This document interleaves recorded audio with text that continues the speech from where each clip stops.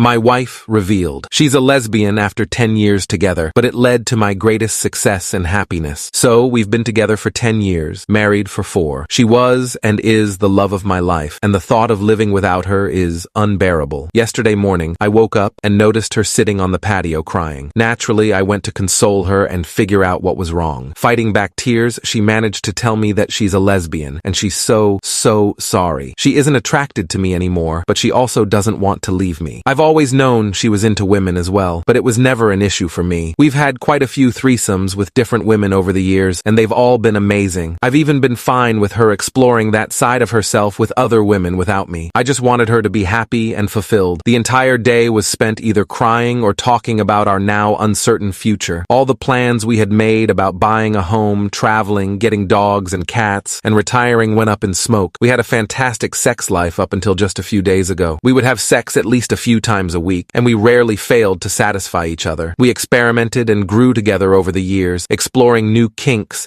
and figuring out new ways to please one another. I told her I didn't blame her. If she really is a lesbian, it's not her fault, and she hasn't done anything wrong, but it doesn't make it hurt any less. She's my best friend. We had and still have such a wonderful, supportive relationship, and we've been through so much together. I can't stand the thought of losing her and starting over. She said she doesn't want to leave me, that she still wants a future with me, just without the sex, but she also understands how unfair that is to me, so she's fine with me finding a fuck buddy or two if I wanted. All I really want is her. I'm so insanely attracted to her, and I make sure to tell her so every day. She's the sexiest woman in the world to me, but finding out that attraction is one-sided has shattered my heart and crippled my self-esteem. I don't know what to do. I'm certain most of the comments I get will be along the lines of move on, or the classic lawyer up, start hitting the gym, but I don't know if I'm strong enough to do that. I'm praying she's going to wake up and realize she made a mistake, that she's just overwhelmed and confused. Deep down, I know that's not how this works, but the wounds are still so fresh, I'm grasping at any little straws of hope I can find. We don't have any kids, all our pets have passed away, but we did just move into a new house last week, so we may be stuck together until next March at least. I just want my wife back. Update 1. 1 year ago today, I woke up blissfully unaware that my life was about to completely crumble around me. That morning, I found my wife on our back patio, clearly in distress. So,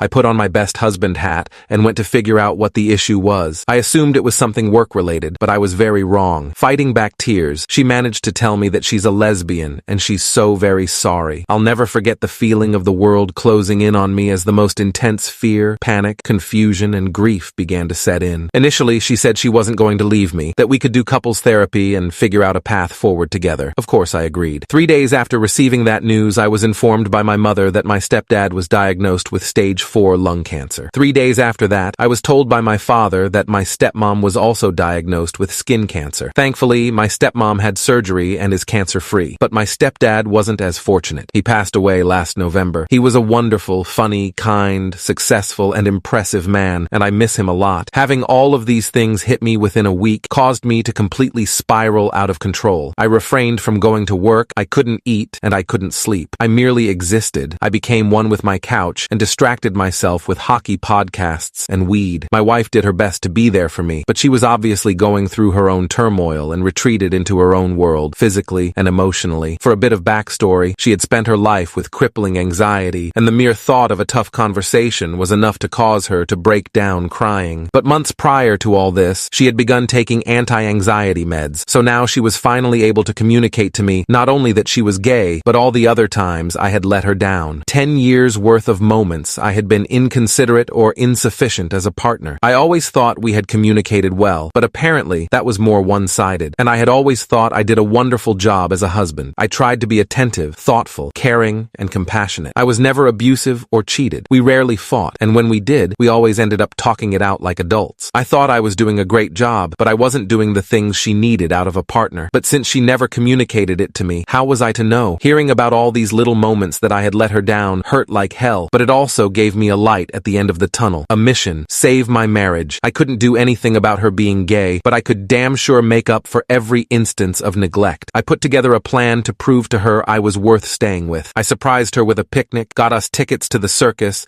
made a reservation at a restaurant for the first time in my life, and took her for her favorite kind of food. I began learning French. She's French-Canadian. I took the lead on planning our next big vacation. I started writing her a song. song. I was going to give her guitar lessons since she had expressed interest in the past. I spent every minute of every day for the next 2 months figuring out ways to show her just how much she meant to me. She also confessed that she wanted children. We had agreed early on that kids weren't on the table, but she had a change of heart, and for her, I would have absolutely done it, and I told her so numerous times. In May, she left the country for a girls' trip to the Dominican Republic. It had been planned for at least a year. We agreed to go minimal contact during the week-long trip so she could get her head straight and really figure out what she wanted. We actually hooked up the day before she left, and it was the first time in 2 months I felt like everything was actually going to be okay. But the day she came home, she officially ended our marriage. One of the toughest parts of this situation was we had just moved into a big new house with a few roommates on March 1st. Neither of us could afford to have her move out right away. It would have screwed us and our roomies over financially. We live in Vancouver, and it's bloody expensive here, so we figured out a system of sharing the room. There were even times where we would still share the bed, but it eventually became too painful. So I renovated the large shed in our backyard with a futon, air conditioning, and a TV, and basically lived in it all summer. She began dating someone, so as time went on, she was gone more and more until she had basically moved out, but continued to pay rent. During these months, so many people close to me went through tragedies too. One of my closest friends lost his mom to cancer. A good friend from high school lost his wife to cancer too. I had known her through work and got to see them begin their relationship, get married, and have a beautiful daughter, only for it to end so unbelievably tragically. And mere weeks before my stepdad's passing, my stepsister's longtime partner chose to end his life. The amount of grief I felt for myself and those close to me was unbearable, unfathomable. So much loss in such a short period of time. Every day for months, I thought about ending it all, but I kept going mostly because I couldn't do that to my parents. For all the bad that took place, there was actually some good. I quit my toxic but well-paying job in May